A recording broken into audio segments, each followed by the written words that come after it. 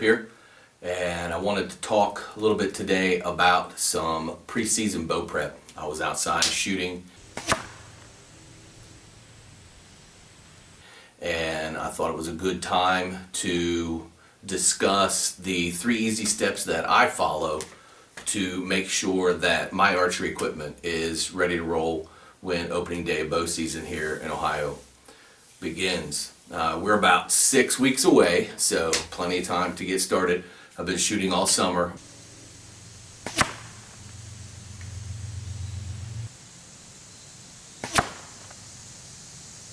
But really want to make sure I put the finishing touches on things so that my equipment is ready to go on opening day. This video is primarily going to be about maintenance and prep work to get that bow ready for the season. I'm not going to get into how to sight in your bow, how to tune your bow or check your timing or anything like that. All I'm really concerned about today is that preventative maintenance to get your bow ready for the upcoming season. So first we want to talk about is the limbs. So one of the things that I will do is I will inspect the limbs visually. So give it a quick look on both surfaces. Make sure I see that there aren't any obvious cracks or splinters. And then usually by running my finger along the surface of the limb, this will allow me to feel if there are any abnormalities there in the limb. Usually try to do that on both the inside and the outside of the limbs, and everything's good to go. One of the other things that I recommend to people is to check all of the screws and bolts that are on your bow. Depending on how many accessories you have mounted to your bow, there can be a high number of screws on the bow. If you look at the cams, the modules, there's a couple screws on each of the cams that, depending on the bow that you're shooting, there's screws down here for the cams and for the draw stops. They can work loose. The stabilizer, the bolts on your rest can work loose. So there's all kinds of, I think on this particular bow, counting all of the bolts and screws that are on the sights, I think I have somewhere around 55 different screws and bolts that are on this bow. So really it's not a question of if they will break loose, it's a question of when they will break loose. So I usually, to give a first preliminary check, is I like to hold the bow and kind of tap on it.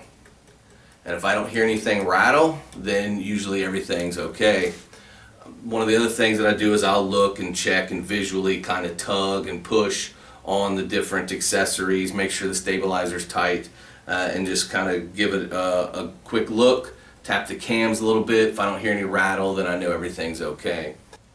Now, if anything does come loose on your sights, on your rest, any of the mods on the cam, if it's down the cam and make a rattling noise, which can be annoying, and in the bow hunting world we're always trying to keep everything in our system quiet, so we don't want that.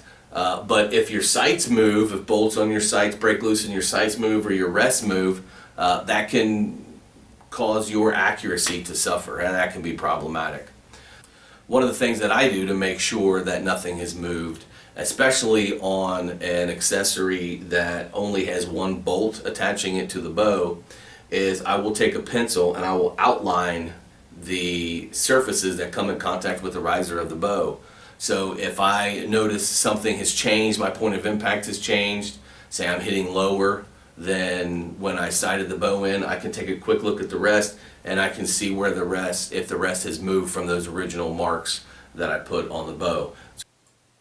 One of the next things I want to talk about is the string and or the cables on the bow. Now I get a lot of questions about how often should people replace their bowstring or the cables, and I really don't think that there is a cut and dry time frame.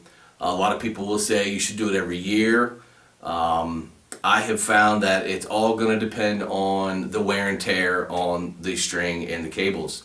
If you shoot a lot, and I'm talking about hundreds of arrows a week, then you should probably replace the strings and cables with regularity. If you only shoot 10, 15, 20 arrows a week, then you could probably get a little bit more time out of your strings and your cables. The analogy I use is, changing the oil in your vehicle.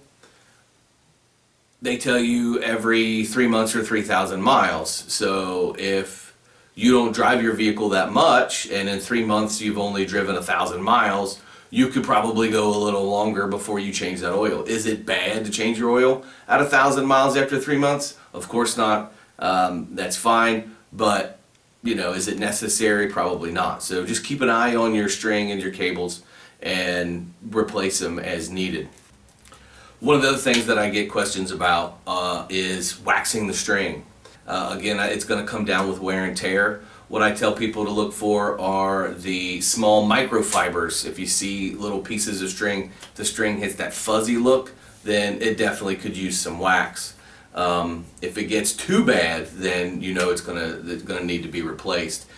So let's talk about string waxing. What I mean by fuzzy is if it has the small microfibers of the string start to peel away and the string actually has a fuzzy look, then it definitely needs to be waxed.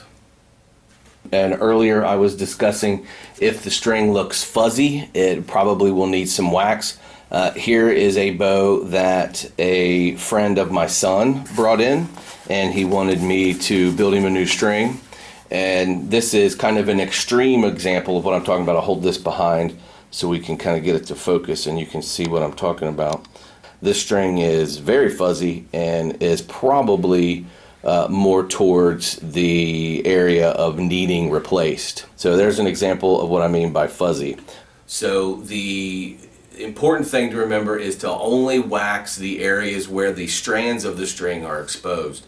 Don't wax anywhere that they're serving over the string. Anywhere the string or cables are going to track in the cam, don't wax those areas. It will speed up serving separation, and wax will collect a lot of junk, dust, and dirt, and it'll get in the tracks and it will wear out the string and the serving even faster.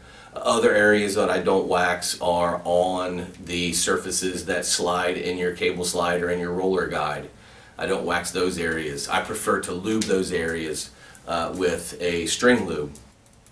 So the other thing you want to do is shoot your bow. You want to become familiar with that bow so that you're comfortable with it and you're confident with it. To use another vehicle analogy, when you buy a new car or a new truck, you get in and you're probably unfamiliar with the controls of all the gadgets. The more time you spend behind the wheel, the more familiar you become with that vehicle. Same thing goes with your bow. The more time you spend behind the riser, the more comfortable you are with that bow and the more familiar you are with that bow. And if something does move or something does go wrong with the bow, you'll be more apt to figure that out in a timely fashion than assuming it's something that you're doing. So get out there, shoot that bow, and make sure that you practice enough to guarantee that you are as lethal and as proficient with your weapon as you can be. We owe it to the game to be that way. So hopefully this video will help you bag that big buck this season. Thanks for watching, and I'll see you in the deer woods.